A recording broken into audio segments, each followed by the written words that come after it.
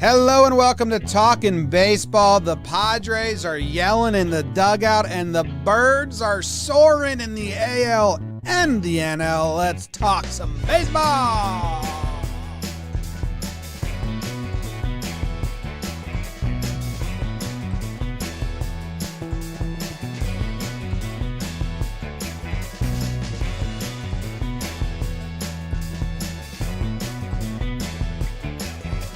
Hello and welcome to Talkin Baseball, brought to you by DraftKings. My name is Jimmy. His name is Jake. We got Trevor Plouffe coming here from California and producer BBD in the corner, running the ones and twos. So hip, so cool. Slang. Anyway, baseball hot in the streets, Jake? Caliente en los calles. I don't even know why I'm talking. This is Trevor Plouffe's episode. Trevor Plouffe tweeted out to the people last night that he was going to have a huge episode. It's me. He FaceTimed me. I was on my couch reading a book like I always do to go to bed every night. Definitely not Stony Baloney watching some Scott Van Pelt. But yeah, we talked about some concepts for the show, and this is kind of what it's all been built for. A lot of teams have been building up for the playoff race. Rays, Giants, Dodgers as they sort out the West, the White Sox all year. Trevor Plouffe has been building up for this one episode, so I'm excited. T-Pain? What's up, guys? Hi. Chat. I've been in the chat for like a good 30 minutes already. Just chilling. Talking with the peeps. Barney mode. I do have to say, yeah, speaking of Barney and dinosaurs, birds are actually dinosaurs. So Birds or births? Birds. Gotcha. Everybody knows that. I knew it. But I'm excited. It's Monday. You know I love Monday recap episodes. A lot of fun shit happened. A lot of like weird stuff happened. I got to tell you guys some stories. I got blocked by the most famous baseball Twitter account in the world. So that was a tough one for me. BBD blocked you? But I'm ready to bring it today. James, how are you doing, dude? Mm-hmm. I'm great. Doing fantastic. Ate a ton of apples over the weekend. So had a lot of fun. Shared my apple recipe with my dude John at the Dunkin' Donuts on the way in. So things are great. I'm on a first name basis with the dude who runs the drive-thru at Dunkin' Donuts. We know each other by voice. Says, thank you for coming to Dunkin' Donuts. How may I help you? I say, what's up, John? He goes, oh, what's up, man? Same thing? I say, yeah.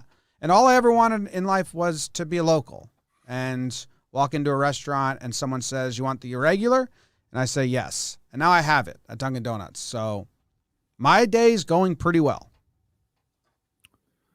I dig that. Like, do you ever say, give me the regular and like you can add it onto your order, but he knows what the regular means. That's a special moment. That's pretty cool. No, we're not there yet because I don't get anything extra. But I moved like every 3 years. So I was like, I wish we went places, mom and dad, and we like knew people like at stores and stuff. Be cool. Always strangers. So yeah, shout out John. He's a good guy. He went apple picking too. You did have a lot of Apple content out there this weekend, which I thoroughly enjoyed. Yeah, every time I go apple picking, I do Instagram reviews of each apple. I think it's like 4 years in a row. I made some apple chips, oven for 200 degrees, let them sit in there for 4 hours with some cinnamon on top, and then you eat them in 30 seconds. So it's like time to cook and eating ratio isn't fantastic, but they taste good. And they make your house smell delicious. Interesting. And now we've talked about apples. BBD, how was your weekend? Good, no apples. Oh, sounds like it wasn't that great. Also appleless. That's fine. Bad weekends. Hell yeah, Trev. Yeah. 50-50. Hell yeah. Yeah. Can I give I need one shout out. One shout out and then we start the show. One shout out, then we start the show. I was sitting in bed, definitely not high last night. Badass. And I was looking for something to watch. I came across the Untold series. It's on Netflix. My buddy Mardy Fish has an episode on there. If people don't know who Mardy Fish is, a former #1 American tennis player. He came up with Andy Roddick, and there's a lot of cool like stories. And he had a tough time with some anxiety, some mental health issues. So he's speaking out about that. And it was really cool to see like background. And even if you don't like tennis, the story is amazing. So I just wanted to give a shout out. If you need something to watch, go check that out. It was really cool. Do you know anything about him, Jake? Yeah, I was about to say Mardy Fish, the tennis player, and then I think we've done this before because he's in your fantasy football league. Or why do I know your Mardy Fish connection? Back in the day, yeah. Yeah. Back in the day, we had a big time fantasy football. When did you guys link up? He's from Minnesota. Gotcha. There it is. So he was always kind of around. He actually, he had a strike against him initially when I met him because he ganged up on me with Christian Ponder. No, I had reason. He called this jacket I had like a cool motorcycle jacket. It wasn't. It was just like a bomber jacket. So they kind of made fun of me. So I was pissed at him for a while. But obviously he chose wrong. He ganged up on me with Christian Ponder. Yeah. For God's sakes. He knows better now. My mom also watched that documentary. She enjoyed it. She described it to me like that the Roddick's basically adopted him to be the stalking horse for Andy. Which, a little bit of Seabiscuit in that story. Oh, boy. And then he decided one day, he's like, I want to train as hard as Andy trains and do all these different things. And he became a freaking animal. And on that note, let's go to the NL recap, which is brought to you by Manscaped. I'm going Manscaped, BBD. Did I throw you for a loop? It's brought to you by Manscaped. Autumn is in the air. The pumpkins are in the patch. And our friends at Manscaped are here to make sure you don't carve your pants pumpkins while you're grooming. If you know what I'm saying. Make sure you're keeping things fresh this fall with the leaders in male grooming and their brand new 4th generation performance package. Boys, get ready for a cuffing season like no other. Ready to take the leap into fall with Manscaped? Join the 2 million men worldwide by using Manscaped and going to manscaped.com for 20% off plus free shipping with the code TALKIN. TALKIN. Jake uses it daily. Find Jake with some stubble and you won't. Just daily groomed. And take a magnifying glass and you won't find one stray hair. And we dare you to do it. Get 20% off plus free shipping with code TALKIN at manscaped.com. 20% off plus free shipping with code TALKIN at manscaped.com. Make your balls a priority this fall. Choose Manscaped. Your balls will thank you. Trevor, what happened in the National League? The people need to know. The people are dying to know. They're clamoring for it. Stop the music. Stop the music. Stop the music. Stop the music. Record scratch. I accidentally clicked off of our sheet as I went to go pull it up. I clicked the X. Trev, button, I'm so show that I can delay for a second. Are there any other tennis players in your life that you'd like to give a quick shout out before we get into the recap? But make sure you pull the sheet up as you answer. Right. I'm pulling it up. That will be later in the show. Okay. Nice. I'm ready. Look at that. Let's do it. All right, my people, let's start out with the fathers going to the birds. Padres at Cardinals. Cardinals sweep Padres. What is you doing, baby? 8-2 Cardinals, 3-2 Cardinals, 8-7 Cardinals. Michaelis goes 5 2/3 shutout inning for the win in Game 1. O'Neill, our short king, go-ahead 2-run homer in the 8th inning of Game 2. That's after Yu Darvish showed up. He went 7 shutout innings. Still got the loss. In the 3rd game, Arrieta gave up 5 runs, 4 earned, and doesn't even make it out of the 1st before exiting with an injury. The Cardinals are doing it. The Padres are not. They get swept. Moving on, the Dodgers went into Cincinnati. They took 2 out of 3 because that's all they do is win series. 3-1 Reds, 5-1 Dodgers, 8-5 Dodgers. Castillo does Castillo things. Goes 6 1/3 shutout innings with 10 Ks in Game 1. Scherzer does Scherzer things. Goes 7 shutty for the win in Game 2. He's got a .78 ERA through 9 Dodgers starts since being traded. I think that's good. In Game 3, Kershaw goes 5 innings pitched with 1 earned run to get the win. He has a 1.93 ERA in his 2 starts since returning from the IL. Dodgers take 2 out of 3. Braves went up into San Francisco. Braves, you got to stop the bleeding a little bit. Giants take 2 out of 3 because they're the Giants. 6-5 Giants in extras. 2-0 Giants before the Braves won the last game 3-0. That game one was a doozy. Gausman with the pinch hit, walk-off, stack fly. That was after d'Arnaud hit a go-ahead 3-run homer in the top of the ninth, and Solano tied the game back up in the bottom of the ninth. It was mayhem, but great baseball. Game two was whatever. Fried then in game three showed up for the Braves. He stopped the bleeding. He goes 7 shutout innings for the win. Duvall and Rosario hit back-to-back home runs. Rosario did a little something special. That'll be later on in the show as well. Giants take 2 of 3 from the Braves. Moving on, the Phillies go into New York, and they take 2 of 3 from the Mets. 4-3 Phillies, 5-3 Phillies, and then 3-2 Mets in game 3. Backyard Brad with the go-ahead home run in the 5th inning of game 1. Wheeler goes 5 innings pitched, 1 earned run for the win. Game 2, Segura had 2 home runs. Nola goes 5 2/3 with 1 earned run and 9 Ks. The Mets got the game 3 on a McNeil go-ahead home run in the 7th inning. Phillies take 2 out of 3. Cubs went into Milwaukee. Of course, Milwaukee won the series. They took 2 out of 3. 8-5 Brewers, 6-4 Brewers before the Cubs won the last game 6-4.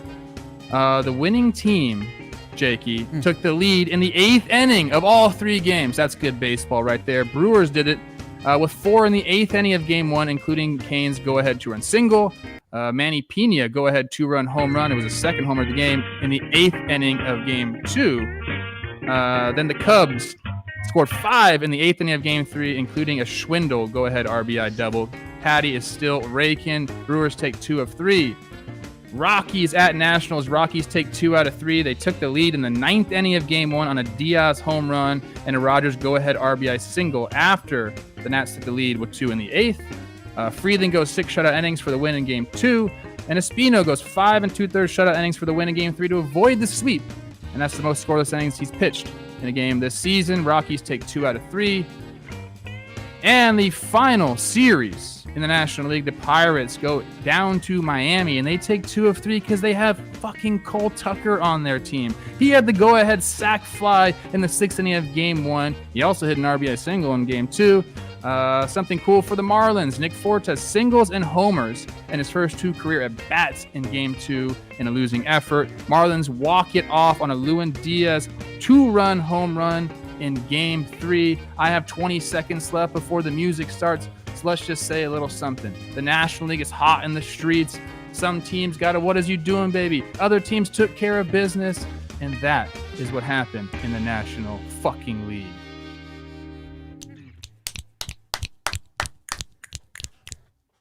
I told you. Just don't snap It was for my yourself. episode today. Don't snap for yourself. The only thing that happened was Peter Moreland tried to sabotage you. He FaceTimed me in the middle of it, which messed up the music. I heard that. It went higher, but guess what? Didn't work. Doesn't affect you. I also put a stopwatch right here. Don't bring that. Help me out a lot. Don't bring that sidearm shit in here, Moylan. They were recording for him to 500. fame, so he was just trying to do a crossover up, I think. I Take don't know. that deep. Yeah, I don't know. 500 career batting average, whatever. Whoops. Can I open up the conversation? Absolutely. Because Jake was recording his morning show, Waking Jake. It's a soundproof room. Sometimes some words leak out into where I'm sitting. So I didn't hear his full thoughts on this, but I heard him say something, and it sounded like a change in demeanor a little bit, and I want to know if I heard right, if I heard wrong. Are you somewhat back in on the Phils catching the Braves? No. Okay. No, I don't know what you heard. I just heard you talking about the Phillies. That's half of it. That's half of it for sure. You have the right team. Hey, good for the Phillies for being in the mix. They are 2 games back of the Braves. They were 1 game back heading into yesterday. So, hey, huge by the Braves to win the Sunday game to salvage that San Francisco, which, hey, San Francisco just beats teams. So they salvaged the series with the win. And that's where, Phillies, Sunday Night Baseball, they were up on the Mets, and they end up losing that game where, hey, the Phillies are obviously in it. When we went to the stadium, the Philly stadium was dead. Harper has reignited his MVP campaign since then, and good. The Phillies, for me, it's just I'm not going to believe it until it happens. And, they have an easy schedule the rest of the way, and we've talked about easy schedules and what's that mean. The Braves have 4 against the D-backs. So while the Phillies are playing the Pirates, how many times have we said the Pirates, wow, they won another series? Like, I'm not going to believe in the Phillies until they are in the playoffs. They have the longest missed playoff streak in the National League. Once they're in, I'll believe it. I love Bryce. Gene Segura, BBD knows, he deserves some love, especially if Bryce Harper wins the MVP this year. Mean Gene, the fighting machine, is going to deserve some love for what he's done in front of Bryce all year. The Phillies have a talented team. We've talked about it all year. They can scare you, especially if they get into a DS or something, but I'm just not going to believe it until they're there because they'd never end up there. Okay. He doesn't believe. Trev has been out on the Phillies forever, though.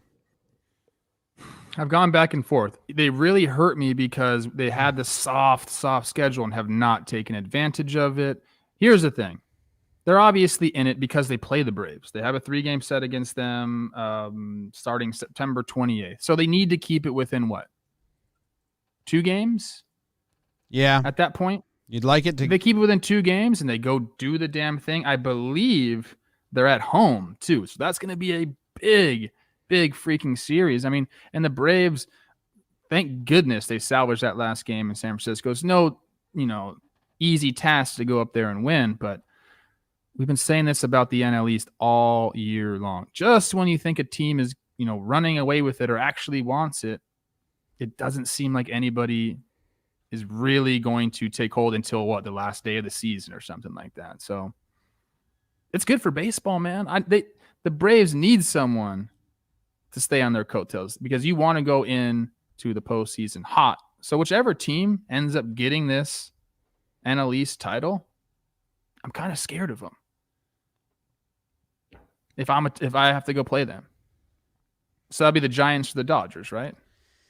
I believe. Yeah, I'm not, though. I mean, you got Milwaukee just sitting and waiting and lining up Milwaukee, that's right. They're lining up all their starters, all their relievers. They got Ashby for a bulk guy. If any starter gets in trouble, just bring him out. So I know what you're saying. They don't match up on paper necessarily, but man, when a team comes in hot like that, having to fend, for their lives for the last, week or 2 weeks, it's... Yeah, no, every game matters right now to those teams, so it's not going to be that much change when they get to the postseason. It's going to be like, hey, we've been doing this. And every game's mattered. It's sports talk stuff, and, we're in it a little bit when you're talking about every game mattering and all that stuff, and when's the last Brewers game that really mattered, although the electricity in Milwaukee, oh, my God, some of those stadium clips are incredible. I think, something we haven't even gotten to talk about, and we just mapped out our playoff schedule a little bit and how nuts it's going to be, but stuff that does matter come playoffs that analytics people will tell you don't matter. But guess what? Like, the Braves have been in the postseason the last few years and have been in a lot of big games. The Brewers, they've been making the postseason. And I know everyone was getting hot about the 2018 Brewers that made it to the CS or whatever like that. The Braves, the last couple of years, they were up 3-1 on the Dodgers. Now, they lost that to a really good Dodgers team that went on to win the World Series, but I don't know. I know what Ozzy Albies is going to be in a big moment. I know what Freddie Freeman's going to do in a big moment. Charlie Morton, bet against that dude during the playoff times. I dare you. So that's where what Trev was saying. Whatever NL East team makes the playoffs, they're the huge underdog, and they still got guys that can go out and get it. So they're going to be a scary 5-game series for a team. Yeah, backs against the wall, man. I like that narrative because I believe it is true. Coasting into the playoffs never really seems to work. Well, that's why the Giants and the Dodgers still fighting for first place, I think really benefits them. And I said it last episode, it really hurts the Padres because the Padres are playing the Giants. If the Giants were in coast mode, like kind of some of these other teams are, Astros, White Sox, and I don't really mean it as a detriment. I just mean they're locked up. Rays, Astros, White Sox, Brewers, like nothing's on the line. There's no scary loss for them right now, really. But the Giants, they are ahead in their division by 1 game, and the difference between that 1 game is crazy. So that's kind of wild to me that you have the 2 best records in baseball, and neither of those teams can coast into the playoffs. Like, their pedal has to stay completely down, and the Giants just win, dude. And Fangraphs only had 3 starting pitchers listed for the Giants for so long. They get Alex Wood back. They have him pitch 3 innings. And guess what the team does after that? They throw like 7 relievers or 6 relievers, and they all just go 1 inning shutout for the win in Game 2. Taylor Rogers blows the save in Game 1, but that's not going to beat the Giants because they just win. Don't worry, your starting pitcher Gossman's going to come save the day with a sac fly. Donnie Barrels. Very scary for the league when the 2 best records cannot coast into the postseason. And I mentioned on the Baseball Today this morning, there's a possibility for a Game 163 between those 2 teams. A very real possibility. And what would that look like? One of those 2 teams could also be eliminated with 1 game, which is the other chaos around. The Cubs had to do that, right? They had a 1-game 163. They lost it, and then they had to go play the Rockies in the wild card, and they lost that. So they went from tying the division to out. It's a wild, wild world, man. The extra wild card has made all of the races so much more interesting. I'm into it. You got to give Bobby Manfred some snaps. He did that. Again, 163. You're on it, Trev.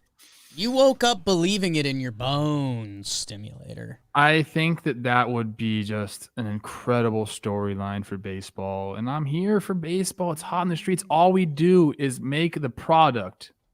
MLB as a product. You know what this show does? Makes it better. We grow it.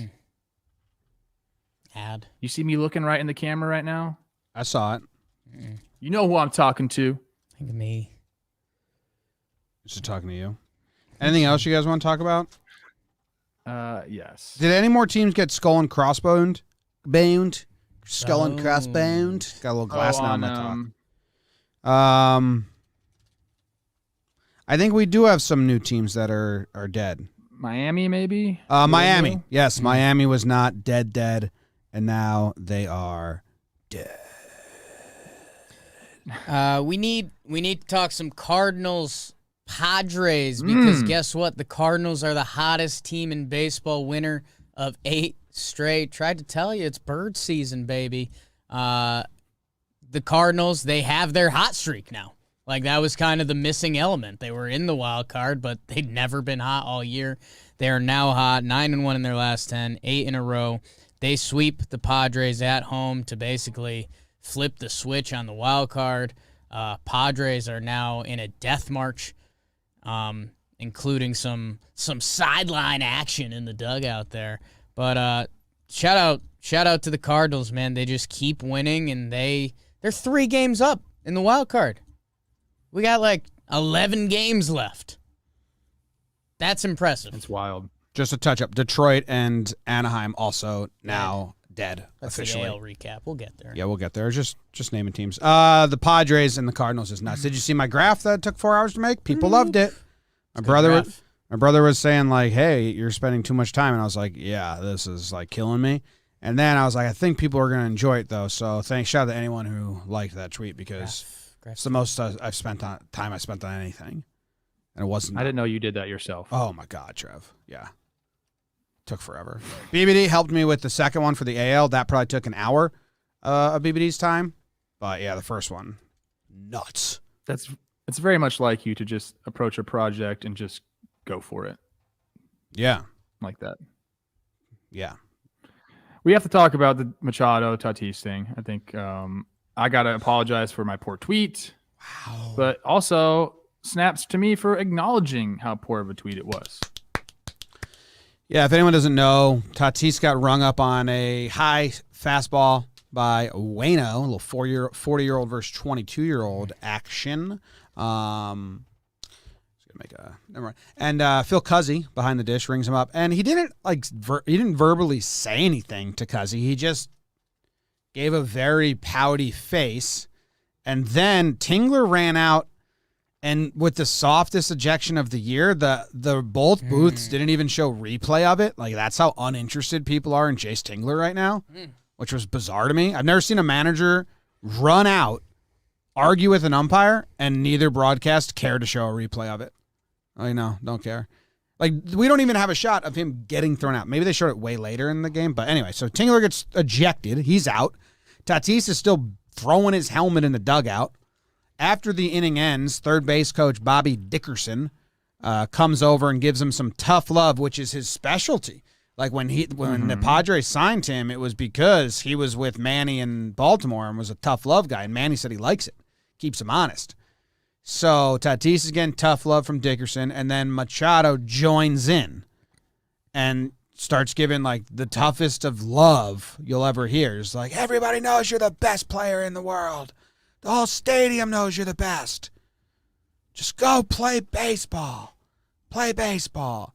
I wouldn't know what to do if I was getting aggressively screamed compliments at me in that fashion. Never happened. So I understand why Tatis was like, what? It happens to me a lot, mostly on the streets. It's crazy how big of a thing this became in the baseball world. It makes sense when you put it down on paper. It's Tatis who's been kind of anointed next, and I've talked about many times how like most swag / good since Griffey. Like this guy is changing things for baseball, which is awesome.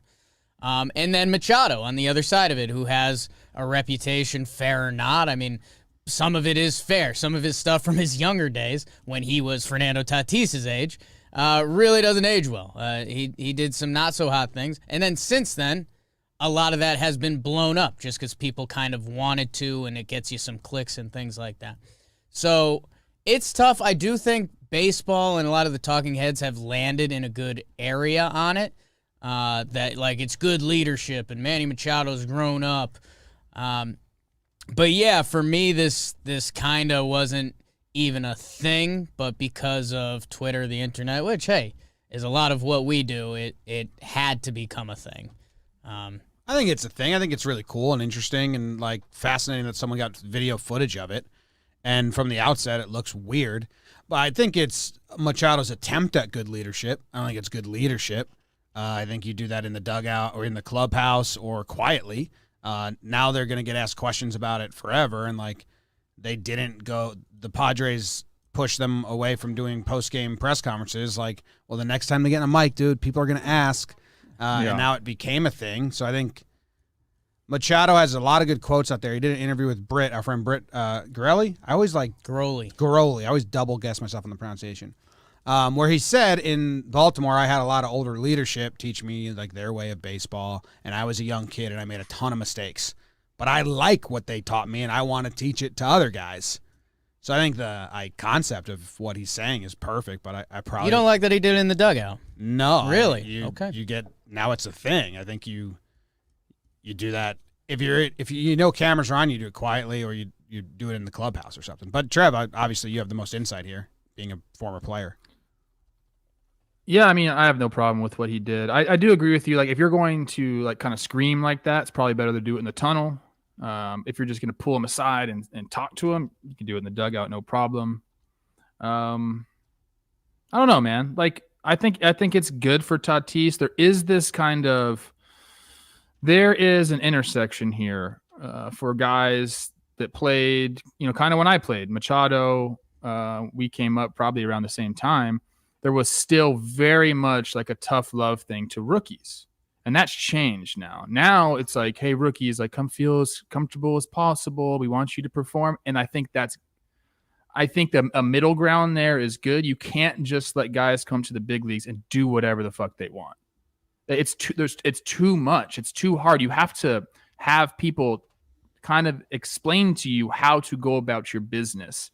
And I think some of that has been lost in this changing of the guard. Like he said, he had Adam Jones and JJ Hardy, and I had guys like Justin Morneau and Josh Willingham. A lot of times they tell me, like, you're fucking up, man. Like, you got to do this. Don't just go be yourself. Like, you got to be better than yourself. You have to, there's a lot of little things you have to do. So there is this like intersection now between the guys that came up very recently who haven't had that stern talking to. They've been a lot of, you can say it's coddling. I feel like a boomer saying that word, but it's true. It's true for any industry too. It's true for anything. Yeah. People learn from mistakes. So if there's someone that's been doing your job for 10 years, they've probably got some mistakes they've made that they can like let you know about. But my thing was, I don't even think Tatis was close to getting ejected. So he didn't like his reaction wasn't. It was pouty. It wasn't like I don't think Tingler needed to get ejected. And then now all the articles are about how there's just the leadership is just messed up in that clubhouse, and Dickerson and Pham got in a fight earlier in the year, and Tingler, like, no one cares about him at all. And I don't know. They're plummeting. They're starting Jake Arrieta. That's what happens when you lose. Yeah, so I think it's interesting development. I've been reading all the articles on it and the insight from the writers that are around the Padres, but it wouldn't happen if you just do that in the tunnel. Say the same message. Yeah. And different players react differently. Sometimes sometimes a guy responds to getting kicked in the ass. And then sometimes you have guys that absolutely don't respond to that, and they need a pat on the back. So you kind of have to know who you're dealing with. For instance, I had a guy named Dylan Cousins. I was in AAA with the Phillies at the end of my career, and I thought he had all the talent in the fucking world, but he was doing some things I thought that weren't going to like get him to the big leagues. So I started calling him out. And this was in the clubhouse. Dylan, what are you doing? Why are you here 2 hours after I'm here? And I would do that. Finally, he pulled me over on the side to the side. And he's like, look, man, like, I know what you're trying to do. I just don't like it that you're doing it in front of everybody. He's like, if you want to tell me those things, like, come and tell me, like, to my face. Like, I don't respond well to that type of criticism. That's very level-headed of him. Like, that's very knowing himself of him to be. And he can beat your ass. He's huge. He's massive. But he came and said to me, and I said, look, dude, that's fucking awesome. Like, the only reason I'm, saying these things to you is because I believe in you. I'm not saying it to Joe Schmo over there who's doing the same thing you are. I don't believe in him. I believe in you. And you just have to know your personnel when you're approaching, and everyone's different. So the leadership thing's a little interesting to me. Tingler has caught a lot of flack. I think Dickerson's really good coach. I know him and I've had personal experiences with him. So I think he is good. Sometimes you need a mixture of hard asses and guys that'll pat you on the back. And that's where, for the dugout, I think it might even be the right play because, hey, think about what we do and think about what a lot of other baseball shows do. What if we heard Manny Machado and Fernando Tatis had an altercation in the hallway? Because that would have got out. And then what are we saying? Were punches thrown? Rats and raccoons. We're speculating now, where instead we saw it. And, like, these are two dudes. By the way, go look at the contracts. They're supposed to be buddies for a long time. So knowing what happened and the circumstance and seeing their altercation, I think that's best case scenario. Because if we heard, now that everything's gone through, and Manny Machado with his reputation that part of it's unfair at this point, and Tatis, the young superstar, if we didn't know that Machado was yelling in his face saying, like, you're the best, we need you out there, if we heard altercation in the hallway, we'd be like, are punches thrown?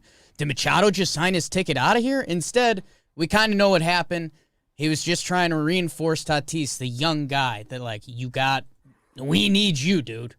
We need you. Brutal error by Tatis the next day. Brutal. I'm glad you brought that up. Hold on. I'm so happy you brought that up. I was just about to say, there's a lot of people talking shit about Tatis and his defense. I want to go on record right now. Freaking clip this, whatever. Clip it. Fernando Tatis Jr. will win a Gold Glove at some position before his major league career is over. He's too talented. I like that. He has heard this all year long. Can't play shortstop. Now he can't play outfield. Guess what he's going to do in the offseason? He's going to work his ass off and come back and be a stud defender. I promise you that. He has way too much talent to just forget about half of your game. You think he's not going to go work on it this offseason? You're crazy. He's going to win a Gold Glove before it's all said and done. I like it. Like that. Do we want to talk about anything else in the NL before we move on? The Reds are now a game back behind the Cardinals. Still in the mix. Padres are still in the mix. I think those are the three teams there with, 14 games left? 13 games left? Yeah. I want to give a shout-out to Katie Wu, who covers the St. Louis Cardinals, and it kind of ties into the the Tatis thing. She said, Cardinals scored their first run as a lazy fly ball off Arenado's bat, clangs off Fernando Tatis Jr.'s glove because the Padres have their all-star shirt stopped playing center field. And there's a little bit, obviously being tongue-in-cheek there, but it's a little bit of today's baseball that it's like, hey, we're kicking Nando out to the outfield for the rest of the year. And then Trev, yeah, he's an all-world athlete. He's going to be great. He's not going to be great. Because, you have to practice. Practice gets better. Oh, he will. Some of these old sports adages that are getting lost is kind of chaos. It's okay to yell at a guy. That's sometimes how people learn. He did really zoo the fly ball and then could have just, thrown it to third or to second base. He just tried to hammer it home. He needs work. I understand. Yeah. And there's people in the chat saying... He shouldn't be a great outfielder. Yeah. People in the chat saying... what do they say? He's got 21 errors. He's never going to do it. It's he's going to work at it. You can get better at things. There's been many, many people who have been shitty at something and then worked at it and got better. Name one. Jake, you at the beginning of this podcast, episode 13, 14, 15 wasn't your best. Now look at you. You're a stud. Is that a good example? Thanks, Trev. MIP. James, you've always been good. You're just a natural. Wow. Damn. Brutal. Oh, wait. This is what I wanted to say. Okay. Gold gloves are overrated. You can be mediocre and win whatever, dude. I don't vote for the gold glove. I don't, Remember when we had I think Jason it's actually Kendall gotten on better and now. he told us about voting for the gold glove? It's better now than it was. How about that? I don't think so. But Well, they applied more defensive metrics than they did before. I think the defensive metrics are snot out my nose. Well, it used to be a Silver Slugger award masked as a gold glove, so it's better now. I don't You think don't have the to hit people that 30 vote homers for it, and I don't 100 think the RBIs people to that win. vote for the gold glove read those metrics. No, they do. Yeah, in recent years.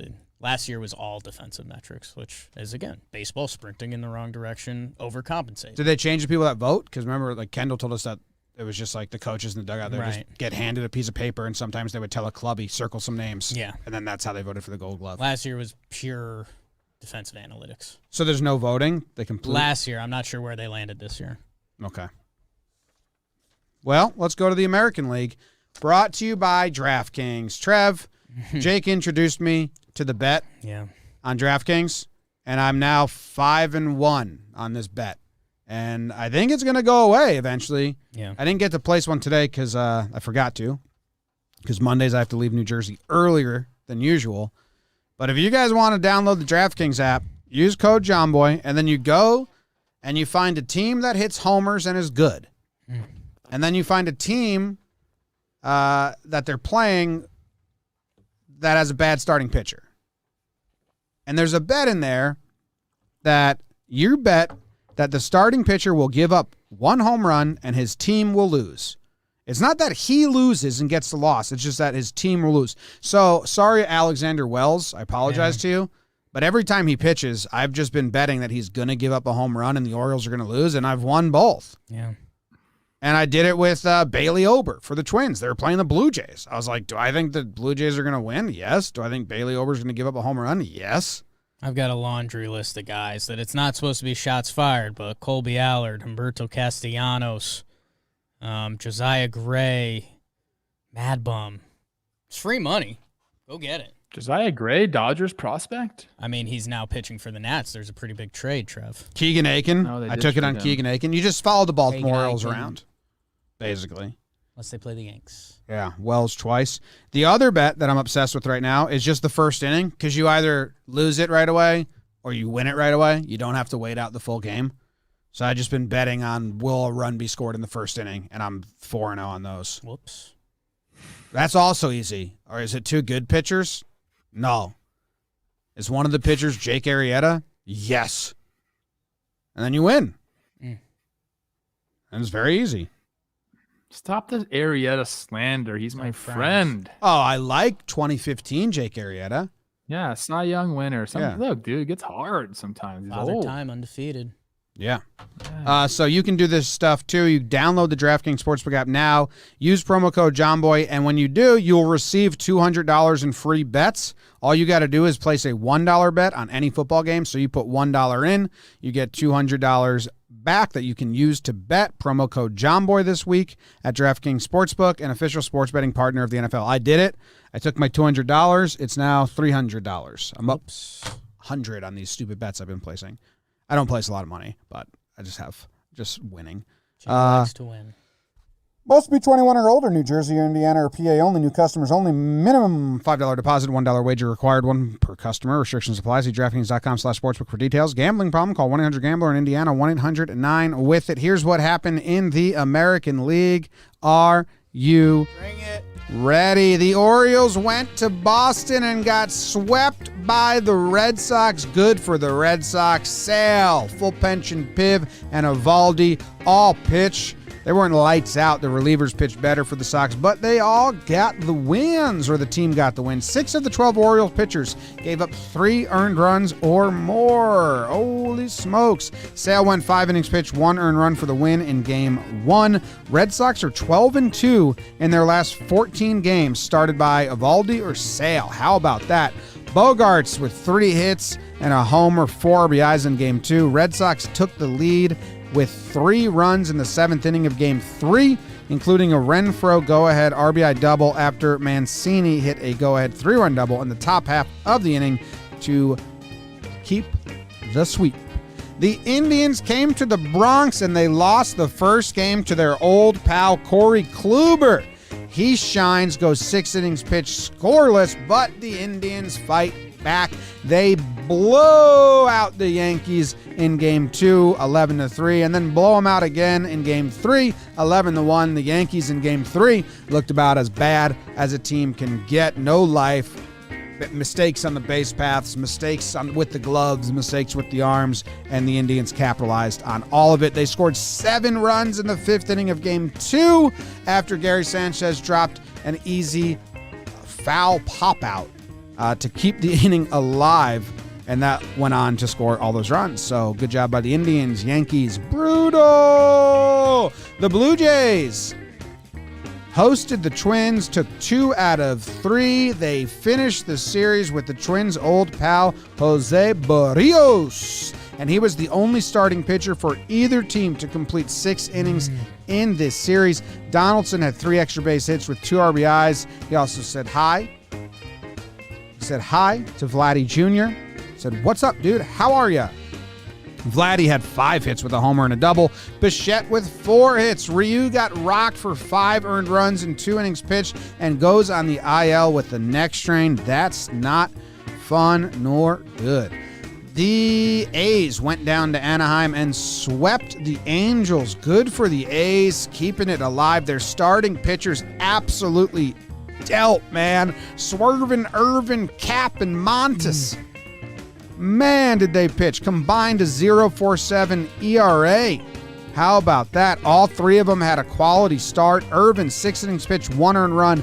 Cap, 6 shutout innings. Montes, 7 shutout innings. Ohtani had a good outing on the mound. Chapman had 4 hits, 3 extra base hits, and a home run. Olsen, 3 hits with a homer. No other A's player recorded more than 2 hits, but they get the sweep. The Tigers and the Rays played 4 games, and they split them. Rays won the first 2. Big walk-off homer by Phillips to win Game 2. Tigers win Games 3 and 4 with Skubal and Peralta on the mound, or McClanahan? Which one? Yes. McClanahan's on the Rays. Soto, fractured left ring finger. How about that? Peralta goes 7 shutout innings for the win in Game 4. And Kyle Funkhauser records his first career save. The Funk. White Sox went to Texas, took 2 out of 3 from the Rangers. Lynn got beat by his old team. Damn. They blew him out in Game 1. Won big in Game 2, Giolito versus Lyles. Mariners and Royals. The Mariners stay just there. They stay just enough. They're close. They're within striking distance, barring a miracle. Flexen, Kikuchi, Gilbert all pitch well. And that is what happened in the American League. Can I get some juice? Oh, always. Always. Trev, for me, this starts with a tale of two kitties. And something we say we're always looking for. Couple sweeps out there. A's and Red Sox, both on 5-game winners. Red Sox were limping with the rest of the bunch in the wild card there. They now, if playoffs started today, it'd be in Fenway Park. And they kind of got Sale and Eovaldi ready to go. Like they have a wild card game plan now. So kudos to the Red Sox for turning the switch back on. For now, Yankees and Red Sox with a big series this weekend. Hopefully that's some sort of fun for whatever side of the aisle you sit on. And the Oakland Athletics, we said they were pretty close to death. I think we said we couldn't come back, and they dropped a game in the wild card standings because that would have been death. They gained, and they've won 5 straight. So while their season was in the balance, if they had put up a 2-3, I think they'd be dead. They are still very much in the mix. So go get your sweeps this time of year. They're huge. Huge. Boston's a scary team. You know, we don't. I feel like we talk about them, but not really in depth enough on the show. But like you're saying, Jake, they're going to be in a wild card game. It looks like. I mean, barring something crazy, whether they host it or not, I don't know. But to have those two guys, you know, Sale and Eovaldi ready at the helm, I don't know if they're going to do that. Did they say they're going to do that? No, they haven't said yet. I was speculating this morning. I just know Eovaldi has been on a hell of a stretch and is now having a hell of a season. Sale's numbers are still really good. He was out with COVID. In his last start, he only had 1 punchy, but it was 5 innings, 2 hits. So I just don't know what that looked like. But if you're Boston, you have options for that one game, and that's kind of something we questioned. If it was a month ago, we would have questioned if Boston had a game plan for the wild card. If they were in it, they do now. And they can hit. They got some freaking bangers in that lineup. I'd be scared to play the Red Sox in any playoff series right now. You know, they're one of those teams that if they weren't the Red Sox, I feel like they probably get way much more praise on this show. That's kind of shots fired at our show. Not really. I mean, at the start of the season, I was giving them all the praise. I mean, there's a full montage of me saying how jealous I am of the Red Sox. I'm not saying it's us necessarily. I'm saying we almost kind of expect them to be like a good team. But there was a lot of question marks, I feel like, with this team going into the season, and they've answered every single question. And they've been here. They've been, you know, in the playoff hunt the entire season, and they've kept it going without Sale. And when they had to figure out some of their pitching, but now things are they're firing, man. I like this team. I like watching them a lot. I think Hunter Renfroe has been it's been awesome to watch him play there. JD Martinez doing his damn thing. They're scary. Scary team. Those Red Sox, that hitting baby. Scares you. They they got 2 with the Mets, surrounded by off days, and then 3 with the Yanks this weekend, which should be broken hearts either way, however it goes down. Eovaldi having a good stretch, and he's been really good for his last 7-8 games, I think. I think it's a 2-something low 2 ERA in his last 8 games. That helps a lot because he's kind of hot or cold for me. Eovaldi? Yeah. I think he is in general. I mean, when he was with the Yankees, it was like, well, if he has his stuff, he's really good. And then some days he doesn't. But putting together 8 solid starts going into the end of the year is pretty huge. And yeah, if Sale throws the wild card and then it would be Eovaldi, Hawk Eovaldi, I don't know how they'd line it up. But Sale helps them as much as people thought he would help them. His slider, some of the sliders he's been throwing since he's been back are just unhittable. They don't even – there was one – I don't know who it was against. I saw a highlight of this slider. And when he takes some off of that pitch, it runs forever. It almost stops going towards the hitter and goes on the exact opposite plane, just goes across the plate. Like, doesn't go any closer to the catcher. It just goes across the plate. And, gosh, it is so hard. Number one, even to pull the trigger on it. But when you do decide to pull the trigger and then you recognize it's going to be a ball and hit you in the shin, it's still hard to lay off it. It's just such a different pitch. The Iglesias pickup, too, has been – I mean, Angels cut this dude. He's a glove guy. Red Sox pick him up. Now he's starting for them during this winning stretch and just hitting the shit out of the ball. That's hilarious. Where's he starting at? Shortstop. Well, no, he started the first 3 games he started at shortstop. Now he's starting at second base. In his 12 games as a Red Sox, he has a 387 batting average, a 441 on base, and a 1 OPS. And I think he had a slow start. So I think in his last 7 starts, which is his last 7 games, he has a 455 batting average and a 520 on base percentage. So pretty nifty pickup by the Red Sox to just say, oh, we'll take that guy, and then maybe we'll rejuvenate him, and he'll go off for us for a little bit. Flyer season. We kind of got to shout out the Mariners. I think I pronounced them dead. I'm not sure if I did that or not, but at least they're keeping their foot in the door. They take 2 or 3 from the Royals. Kelnick is like coming around, so that's a really good sign for those 2022 Mariners because we like the 2022 Mariners. Oh, yeah. And then obviously have to give a shout out to JP Crawford. 80 wins. Get over 500, Mariners. Oh, I mean, they're going to get over 500. Zombies. They can make a run. Do it. I would love that. My goodness. So he was playing short while Bogarts was out, and then now Arauz. Jonathan Arauz. Arauz. A guy. What else? We had the Blue Jays taking 2 of 3. Jim, I have something that somebody tweeted at me about the CN Tower, the scary one. Hey, man, I wasn't like fully with you when you said that, but then when you sent me that picture, and I totally get how you could stare up at that and get dizzy. Yes. You could think yourself into that thing is wobbling. Some guy, he must be from Toronto. He knows a lot about the CN Tower. Told me they've built it. So if it did ever tumble over, which is crazy to think about, he said they built it in a way that it would go into the lake or the bay, the body of water. I almost need to see it tip over now. Awesome. Kind of. I need to see. How do you do that? Is it weighted that way or something? What's the official term for it? I believe it's the CN Tower. I mean, I know this is a math, science, engineering pod, but like, what if the wind's blowing the other way? Would be kind of my argument to that guy. Do they? I mean, at the visitor wind at the visitor center, do they have like, the engineers had to like do a render of like if it fell, this is where and how it would fall. Like, show me that YouTube rendering of like a fake animation of like what would happen. Oh, you want to see that? Yes, I don't want to see it actually fall. I just want to see when they say we made sure it would fall this way, there's definitely renderings.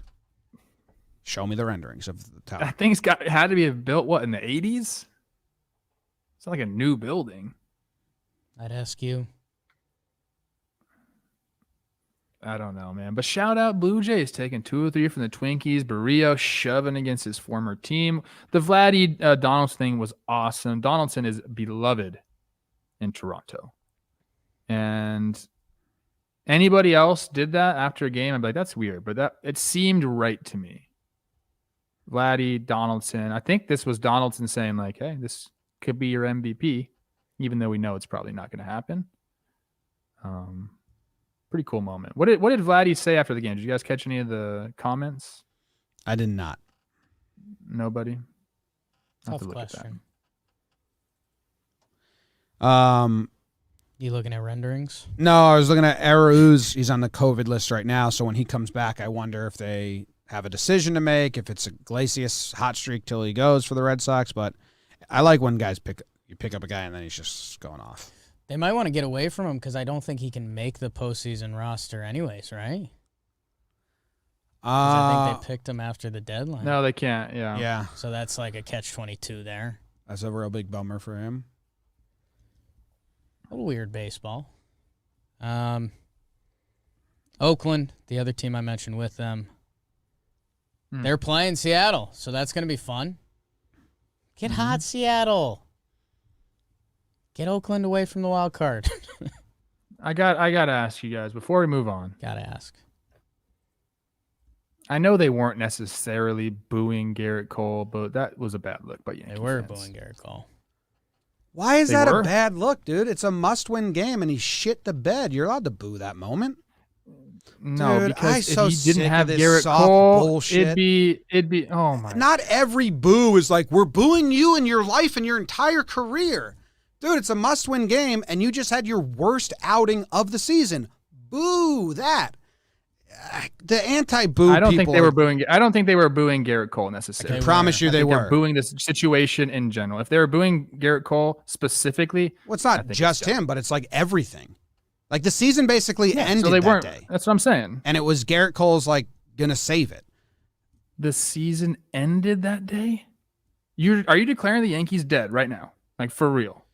I mean, it's like, I hate that you think that's a real conversation, and it's not. You said the series ended that day. That's Like, why I think there's Gerrit not a Cole. single Yankee fan left with hope. Sure, they can win 6 in a row, but then, like, what is the wild card? Do we really? Is it like 2015? We're like, all right, like, maybe there's a magic run here. But I mean, yeah, like, the Yankees. There's more Yankees fans rooting for them to miss the playoffs and the organization change their mindset at this point than they are for them to go on a run. Because no one believes in a run.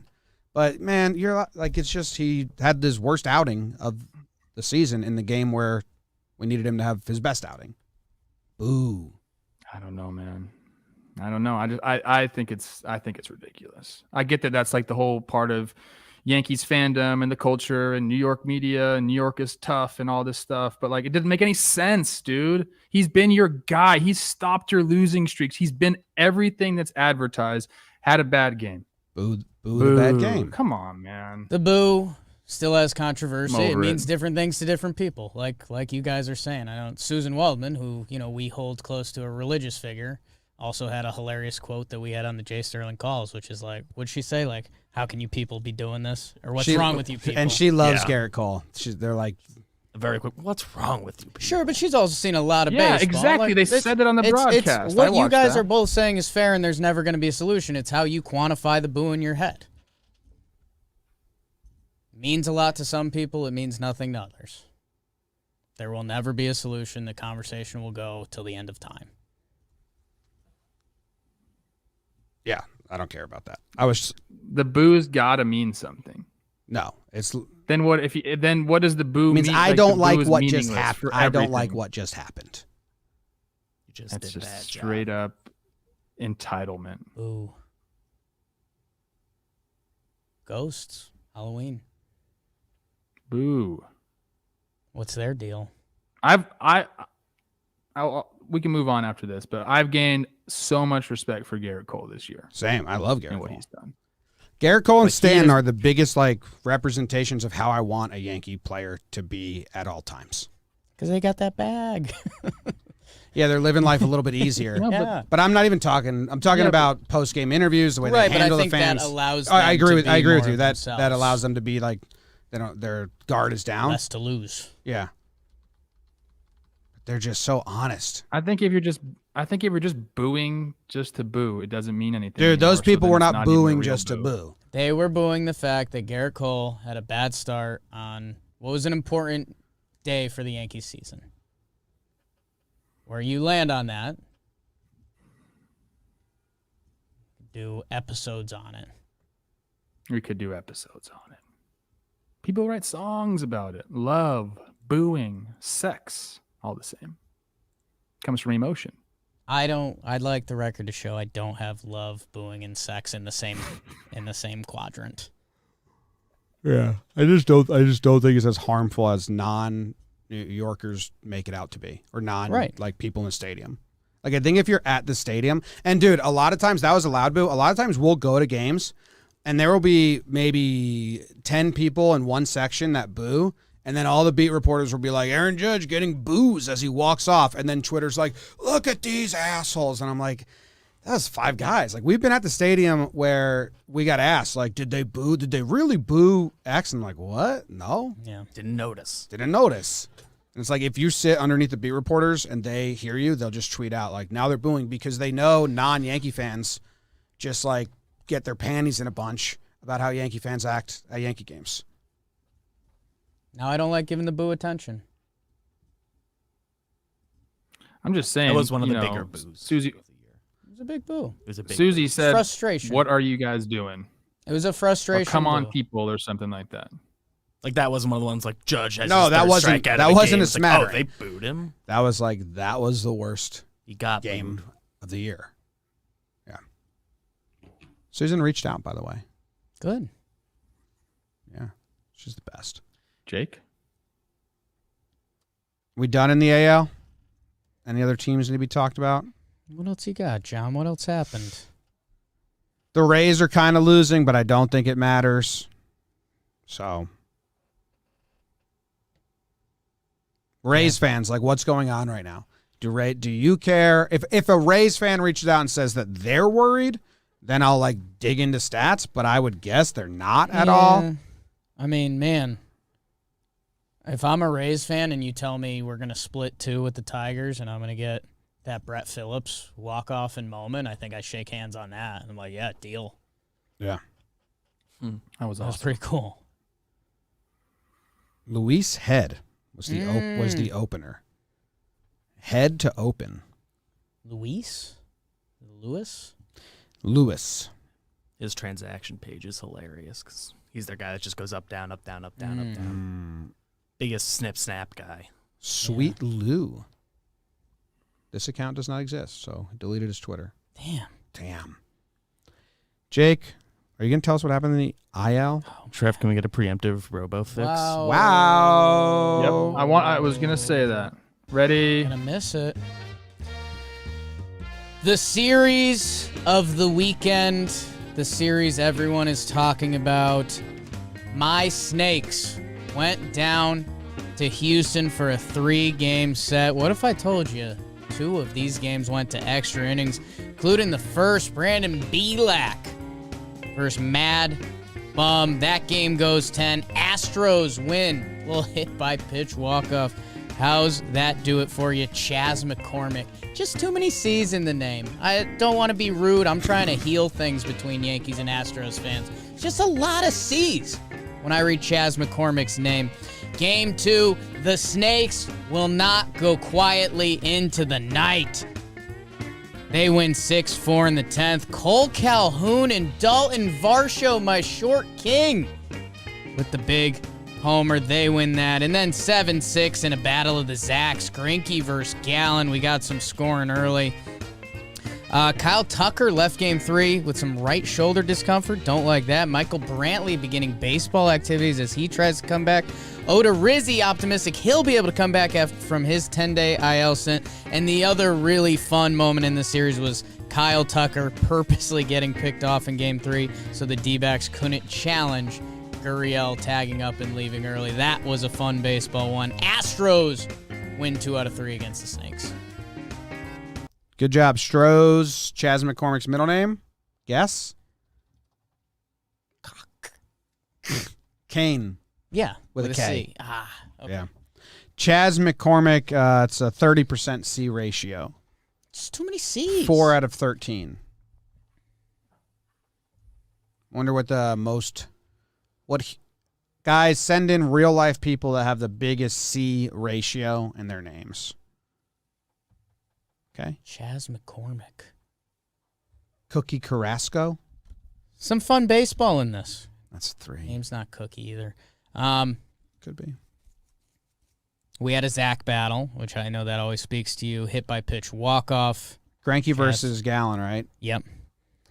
I almost bet on that one. And then, yeah, I mean, I guess the fun one that, was making the internet rounds, partially due to our massive platform. Oh, my God.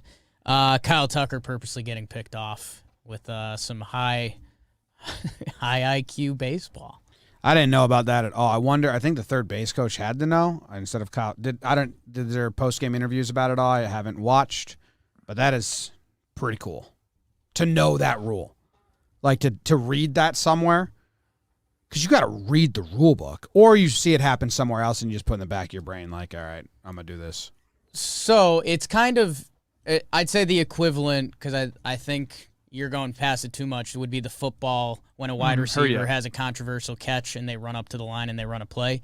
Basically, the play happens, pitcher's on the mound, and while they're thinking of reviewing it, Kyle Tucker takes off for home. Yeah. And they pick him off that way. So it's basically, they knew it was going to be controversial, but if the pitcher makes a play for Kyle Yeah, Tucker. but you have It's to over. know the rule is make a play.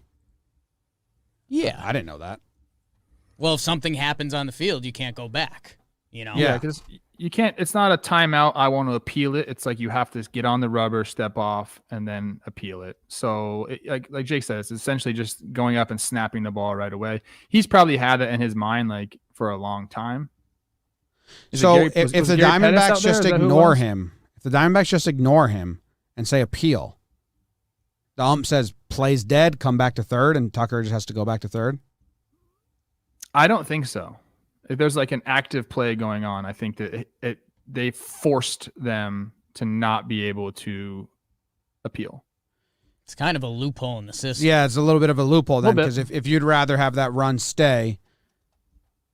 So, and the only way to get that out called is to appeal, right? Umpires keep the memory in their head. Yeah. So if you have a runner on third and another runner on base, and the runner on third is the tying run, especially if there's, well, it doesn't matter. If the runner on third is a tying run. So in the future of An baseball, absolute loophole. there's two runners on base. Runner on third is a tying run. You 100% leave early. Why wouldn't you? Is there any, if you know this loophole, you have to leave early, score, and then as they appeal, the other runner just starts running around. I would hope the rule says that the umpire, when they just throw to third and they say appeal, that he says, okay, dead, go back to the base, and the appeal overrides. But if it doesn't, then this should be very common. It should happen 5 times a season. I mean, yeah. You're trading out for the game tying run. It's got to be the game tying or go ahead run, and there's got to be, probably 2 outs and runners on second and third or first and third. So, you do have There's to. only one out there.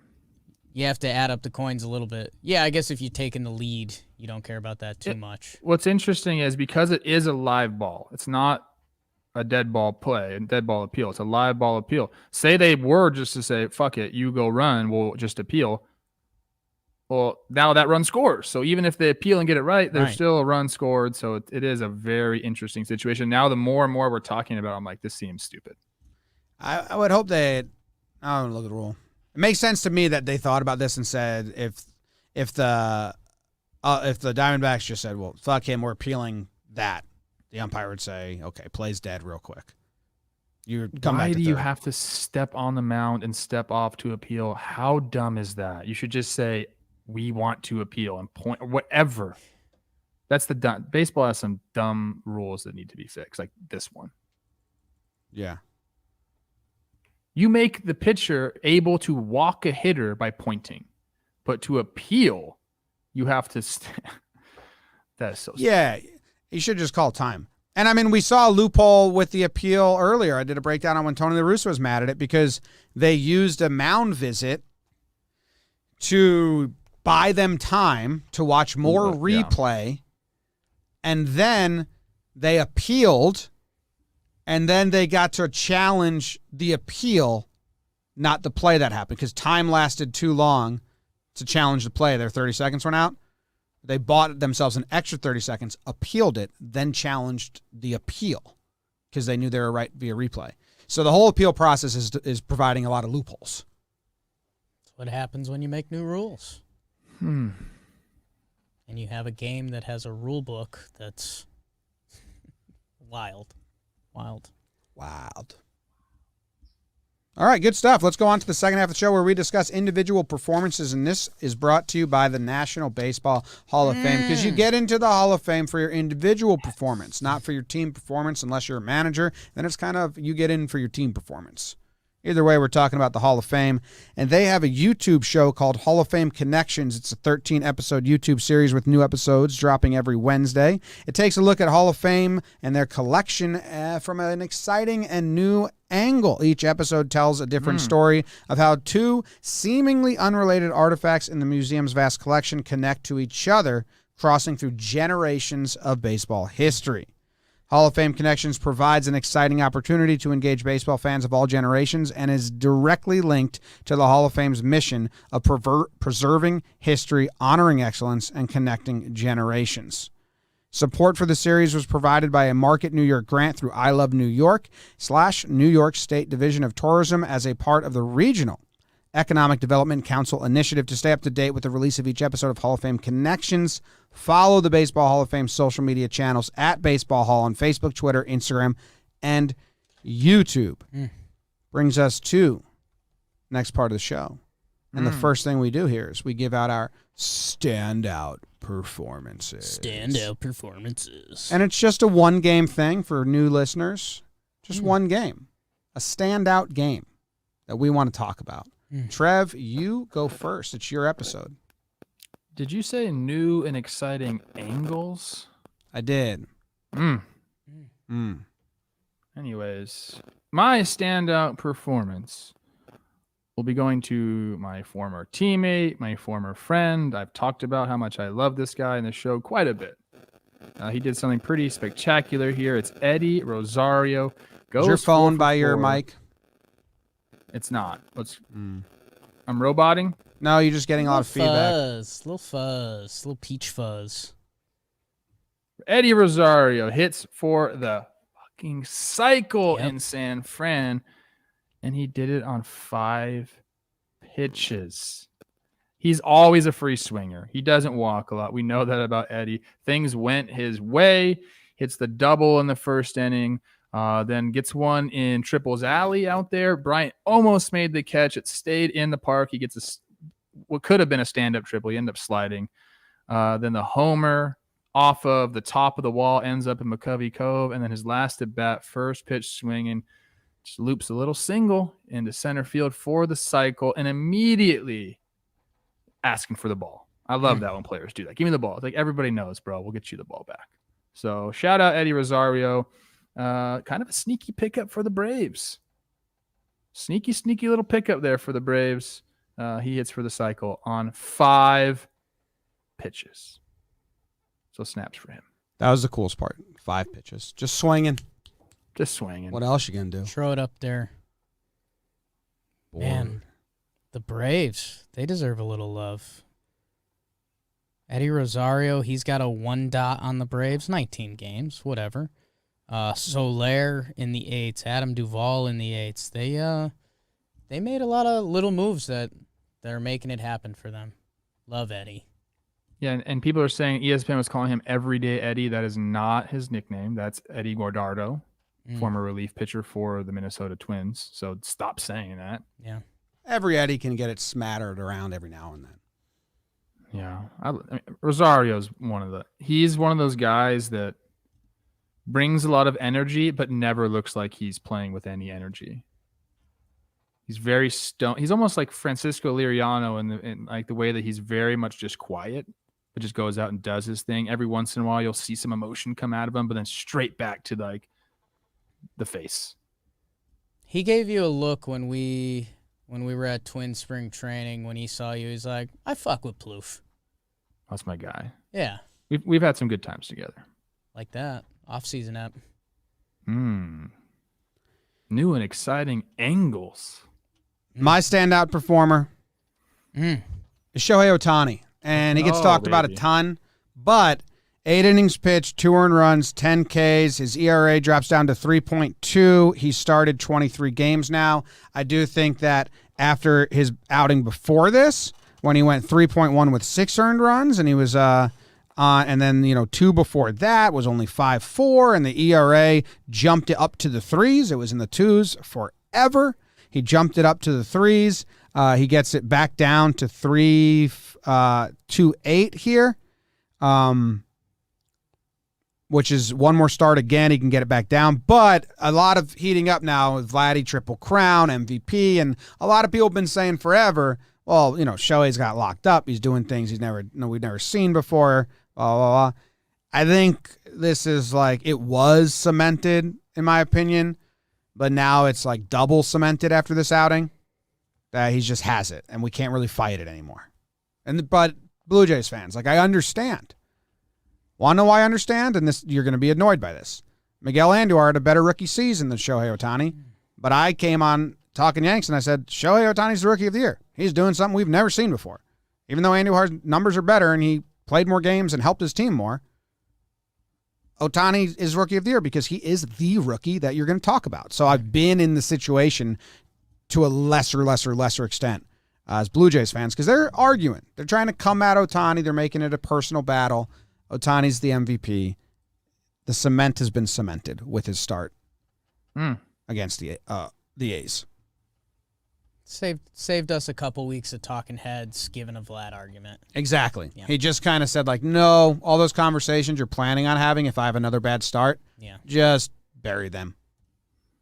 Well, they were saying he wasn't going to pitch again for the rest of the season, right? Wasn't that like a rumor going on? And then he just came back and pitched and did really well. Yeah, this start wasn't even lined up. He threw a bullpen day, and they said he looked good, felt good, so they threw him another one. Worked out. He's the man, huh? Baseball Reference has him at 8.1 WAR this season. Let Vlad pitch. Although I will say this. Leads the league in caught stealing. How does he just get bad jumps? He's so fast. How does he? How about my rental draft idea? Would you guys like it now? He's on the Angels. Nobody cares about his caught stealing. If he racks up a couple more steals, that's what we're going to talk about at the end of the year than the caught stealings. I'm just joking. Like, he's the best. Go. I think his ratio's still fine. Not 23 great, and but 9. fine. If I did the math right, it's about just under 75%, which I think you want above 80, right? Math pod. Math savant, BBD. Rental draft. What does that mean? We said like the top 10 players that aren't on postseason teams go up for a lottery draft, and each team that makes the playoffs gets to draft a player. That'd be crazy. What if you won the wild card game, you get to pick one player from the team that you beat? Well, that's also we said that. We've done this a few times now. Yeah, that's NBA street rules. Yeah. Hot. You beat the Memphis Grizzlies, you get Stromile Swift. That's how it works. Obviously. Yeah. Everyone knows that. Jake, who did you look at and say, you know what, that's the guy's my standout? BBD, I sent you something that I think needs to be put over the screen. I have no problem if it goes over my own face.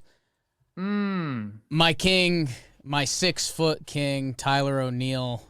Zoom in on that bad boy, BBD. The Cardinals. The Cardinals tweeted out. They did like, our guys are showing up to the building with swag today. Jack Flaherty was on their list. And by the way, he looked phenomenal. Tyler O'Neill, who's getting this. It's a 1 for 4. You're saying, Jake, why a 1 for 4? That one was a 2-run homer in the 8th inning to win the Cardinals the game. Which, by the way, if the Padres win that game and you're going into a deciding Game 3, that changes the outlook for Game 3, even though Arrieta was on the bump. Tyler O'Neill hits the game-winning 2-run homer, 2 strikes, and then he shows up the next day in this fit, which I'm not going to take any shots fired. I would probably wear that fit. I think Tyler O'Neill's going to look at that outfit in a couple years and laugh. That's just a dude who loves Mission Impossible. Those are his favorite movies. Listed. And by the way, I know, James, you gave a beautiful speech how this is a standout one-day performance. Baseball Reference WAR, B-WAR, Tyler O'Neill is having the 6th best season in the National League. 5.3 WAR. He is having a monster year right now. And won them that game, won them that series, 26 years old. Listed at 5'11" on Baseball Reference, which means hard 5'9". Wait, put the picture back up, please. Would love to see him naked. Where do I find this on my own screen? Why does he why is he carrying 3 baseballs walking into the park? Like, what are those baseballs? They're signed. He's giving them out to people. Maybe he's got a backpack. Dude, on full screen. Yes. With color. Yes. I didn't realize the shirt was purple. Yeah. I didn't realize the boots exist. Yeah. The pockets are so full. Those pockets are so deep for those pants. Yeah, Jimmy, he has a backpack. Dude, whatever's in his left backpack. he's basically has like football pads. His cell phone looks like a football pad in his left pocket or whatever that is. Like, that's such a low pocket.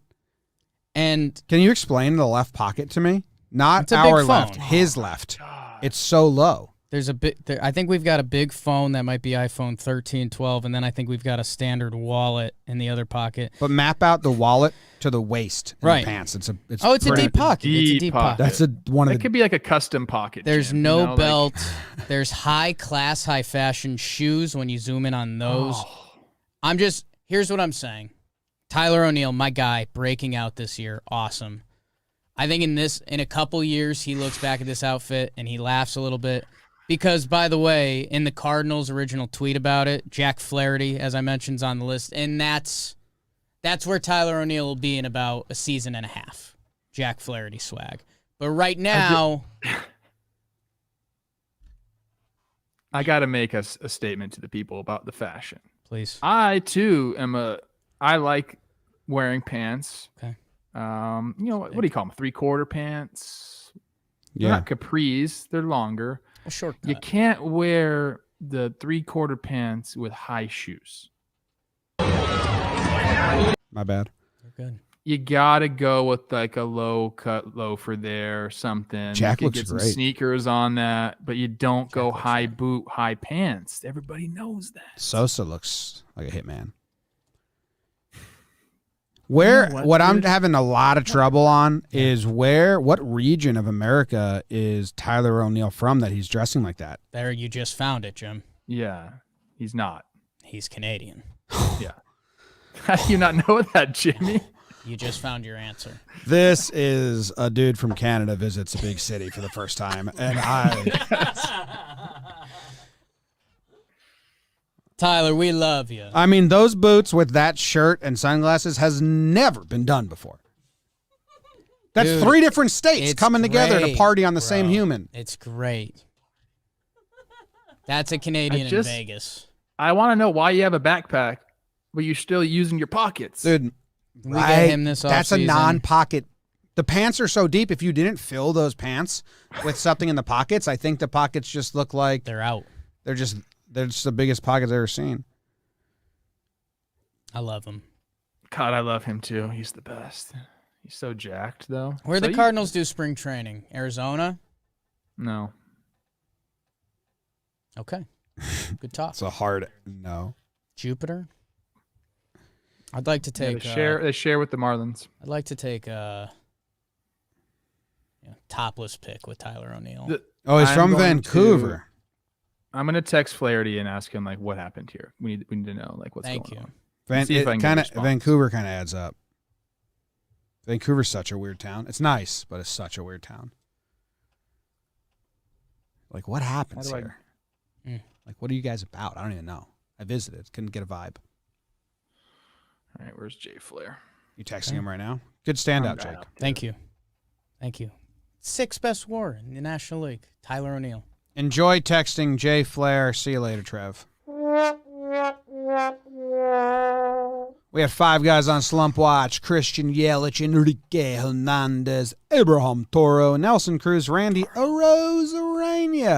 We got 5 potential additions. Slump Watch is only a couple more episodes to go here. couple to go. I hope that we got some of these guys hot. What happened? Yeah, it looks like at least one of them will come off definitively, and the guys potentially coming on, and our guy Max tried to keep it all to relevant teams because we don't care if we get other people hot. George Springer, 0 for 11, 3 walks, 5 Ks. Starling Marte, 0 for 13 with a walk. Darren Ruff, 0 for 8, walk, 4 Ks. Max Muncy, 0 for 7, walk, hit by pitch, 6 Ks. And Jonathan VR, 0 for 10, 4 Ks. Damn, okay.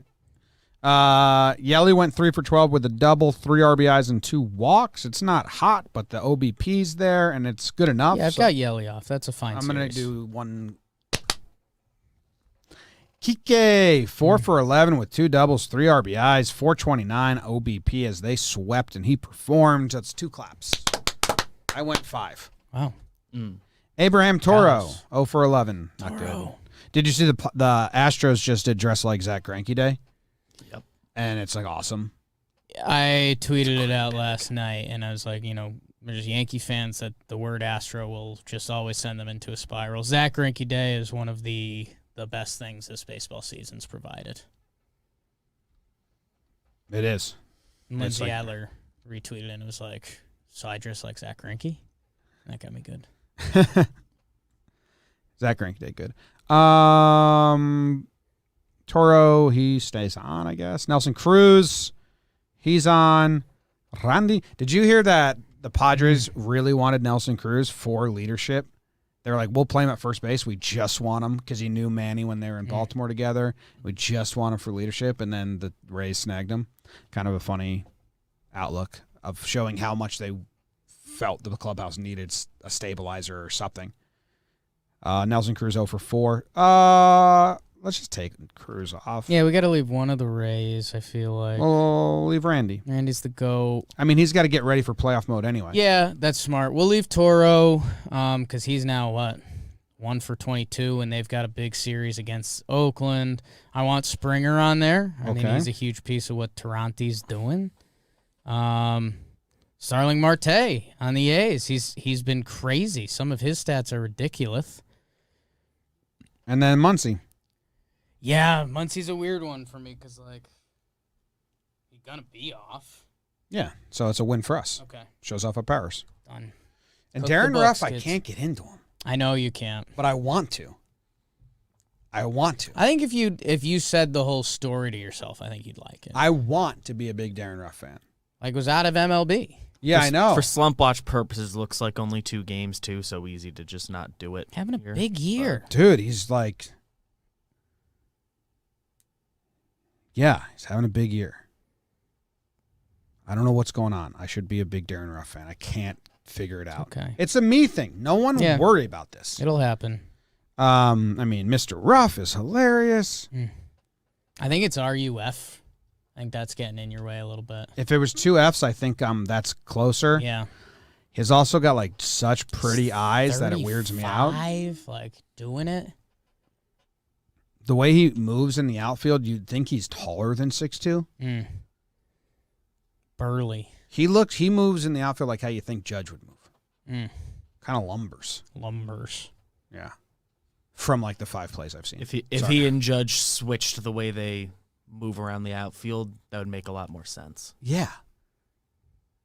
I'd like to love Darren Ruff. I'll give him I'll tune in playoffs. Done. Okay. Is Trev back? Not yet. All right. Trevor.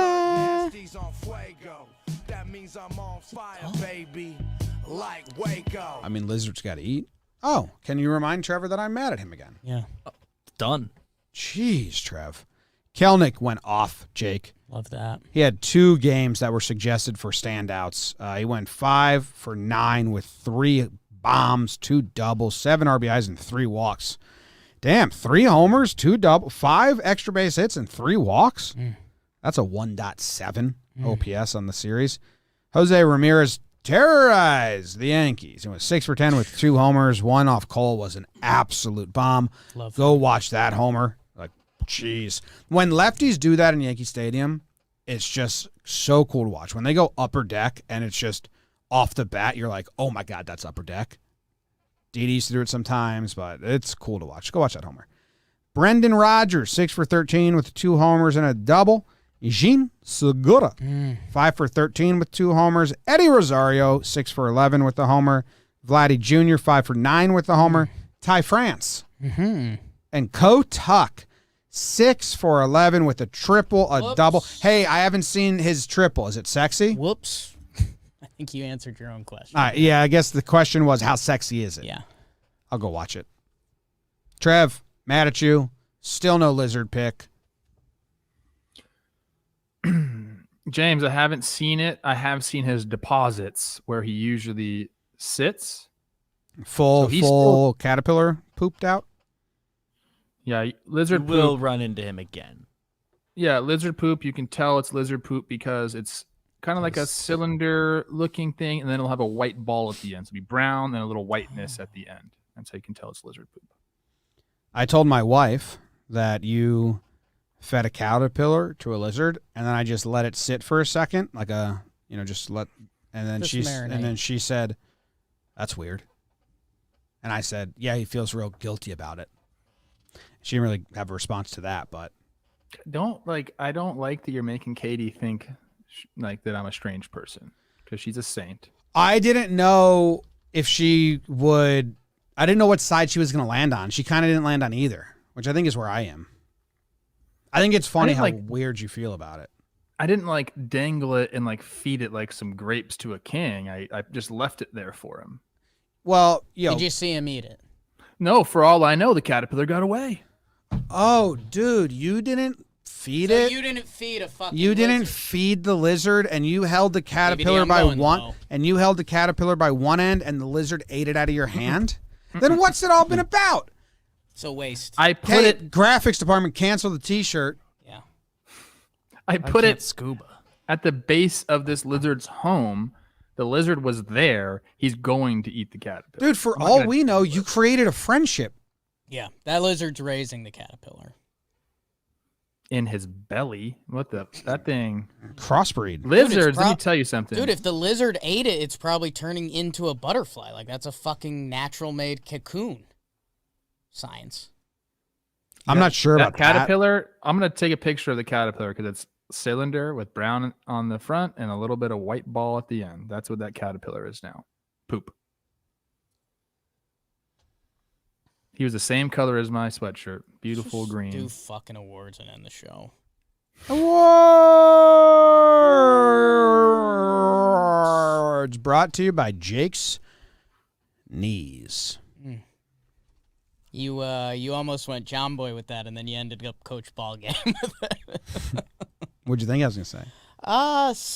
An inappropriate region. No, I was gonna say shoes. Okay. But then I thought they'd actually think you were wearing a sponsored shoes. Right. So I traveled up your body until I saw your knees. And that's who awards are brought to us by. Trev, do you have an award? I do. I'm changing the show's name right now to Talkin Tennis. For the second time. I already talked about Mardy Fish. Yeah, Mr. Fish. Tennis up. Now I'm going to someone who I love very much. My Egyptian goddess over the weekend went into the Hidden Hills tennis tournament. She was really nervous before it. She told me that, and I was like, I can't believe you're nervous. You're ready to go. Like, you should be excited. I saw her slam an energy drink. What kind? Yesterday, Celsius. It's like a zero sugar thing. Yeah, they're badass. Then yesterday, and I'll be posting a picture of this later on my social media. Olivia, my Egyptian goddess, was hoisting the trophy. She won the Hidden Hills tennis tournament. I'm a very proud husband. She worked hard. She wanted to compete and win this thing, and she did it. So we had a hell of a weekend of sports here. None of it by me. Teddy scored a touchdown. TD Teddy.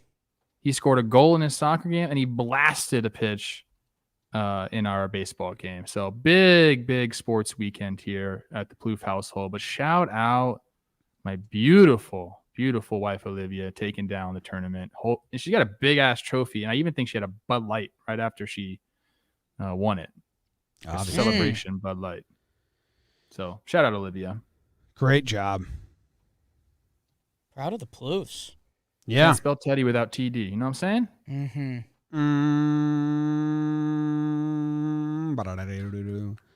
That's my award.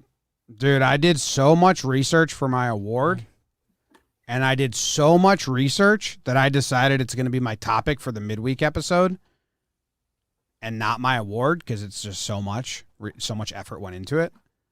So I don't have an award lined up. So I'm going to give it to the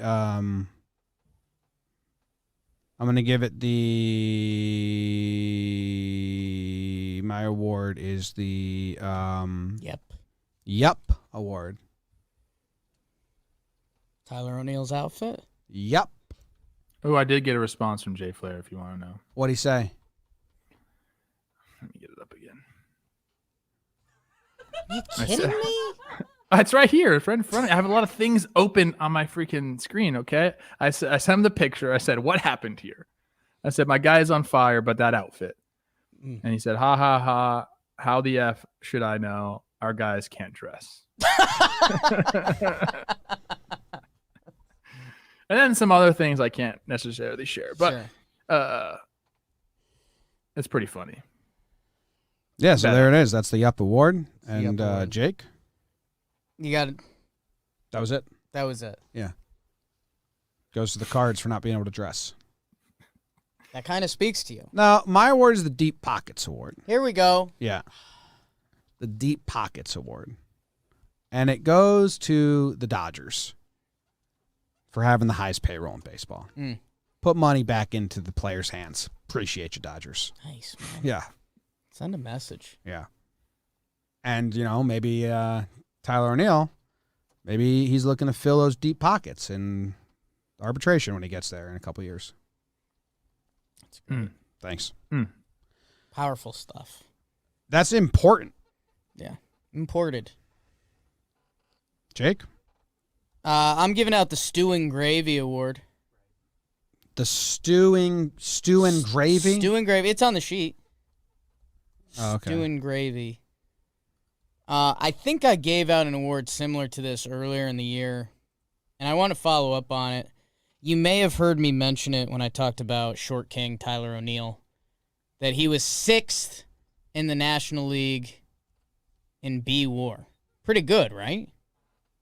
It's like really good. Mm-hmm. You agree? Yeah. I'm weirded out by the way you're saying it, but yeah. What do you want me to change? Gravy is stew, no? Oh, we're going to get there, man. Okay. Patience, dude. It's a virtue. Got to work on that.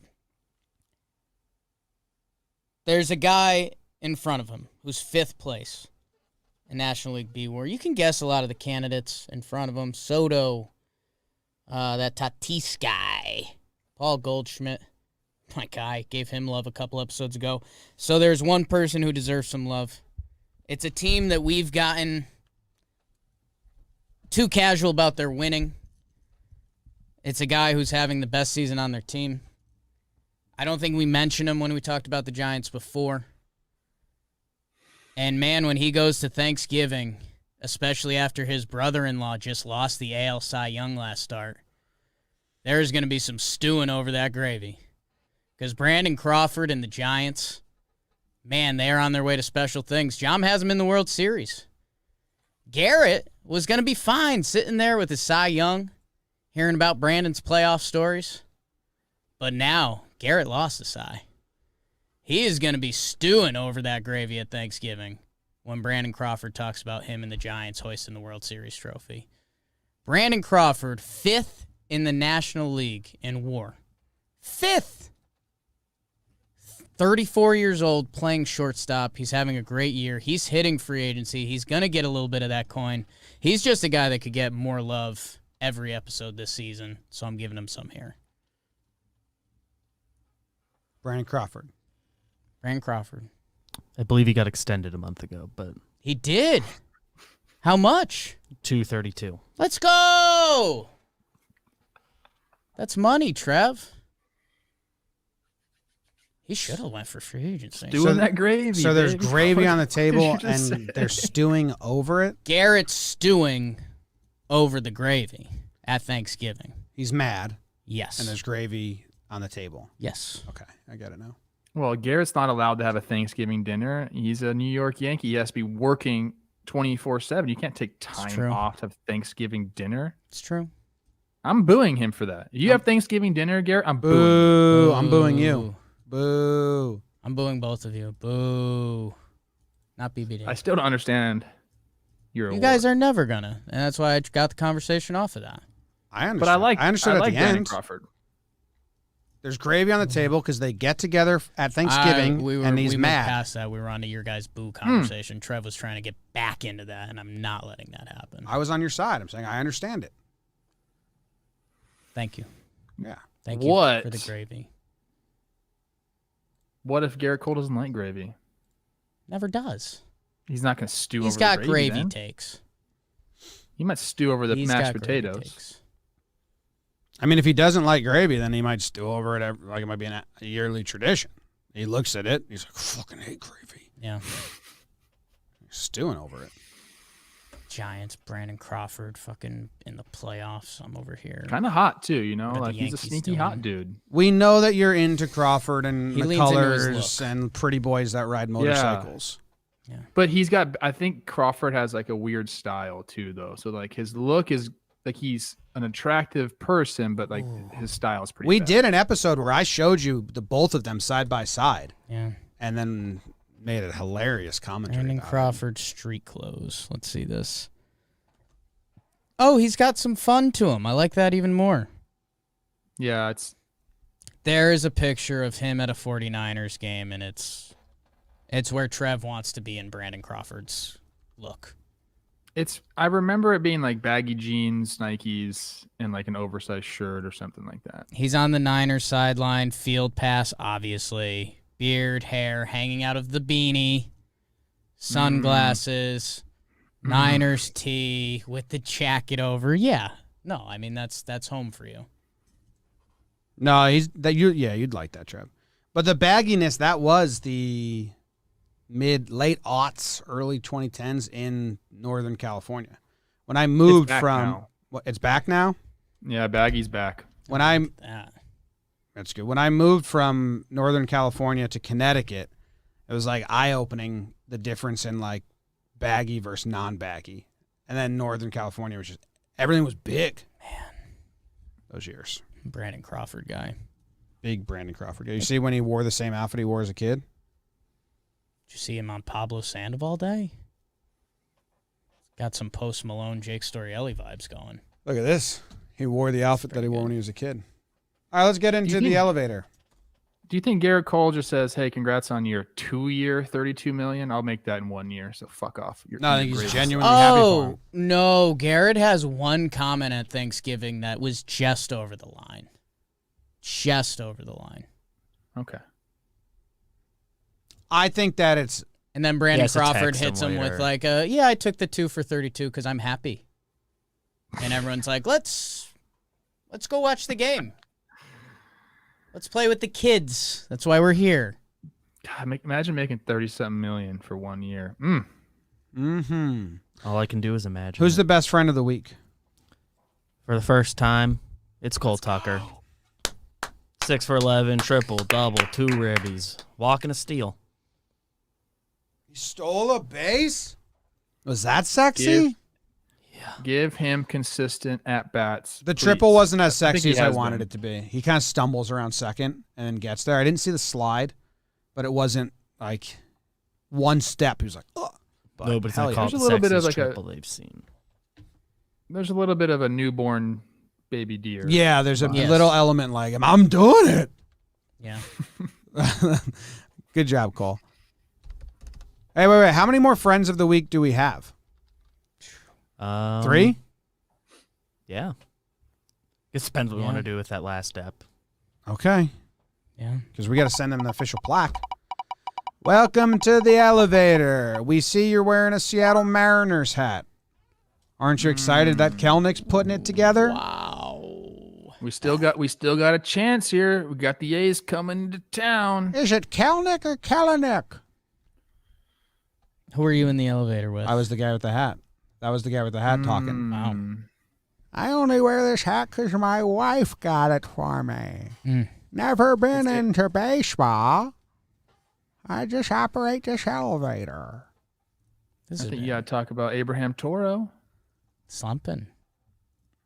Good sushi. Good baseball player. Like same. Also a brand of tractors. I love tractors. You guys have hit everything I wanted to cover. You guys got it all. JP motherfucking Crawford. Crawford.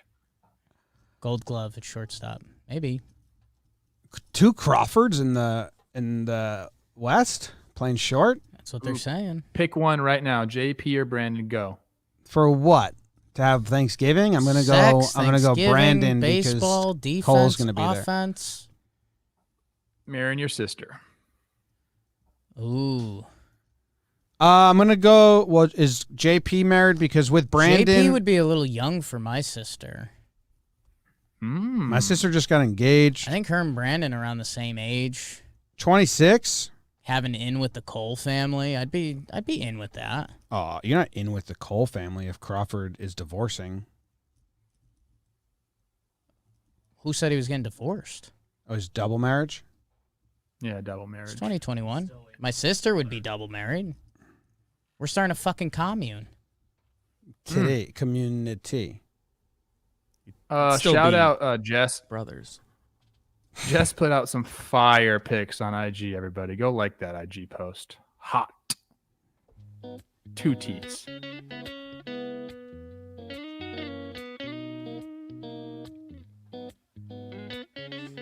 The Mariners recap. Got me